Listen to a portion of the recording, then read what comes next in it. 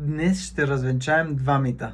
Първият е, че за да постигнеш подобна физика след 50, то трябва да използваш стероиди, тестостерон заместващи терапии или други хормонални такива. И вторият е, че онлайн треньорите били шарлатани или някакви измамници. Да, със сигурност има много такива, но съгласете се, че във всеки бранш и всяка сфера е така. И въпреки това се открояват тези специалисти, които наистина могат да ви свършат работа. Трансформацията, която виждате тук, е постигната точно за 6 месеца, като сме свалили 4 кг, понижили сме подкожните мазнини и сме увеличили мускулната маса и мускулните обеми, като най-важното в случая е, че поддържаме и перфектни здравни показатели, което е основната ни цел.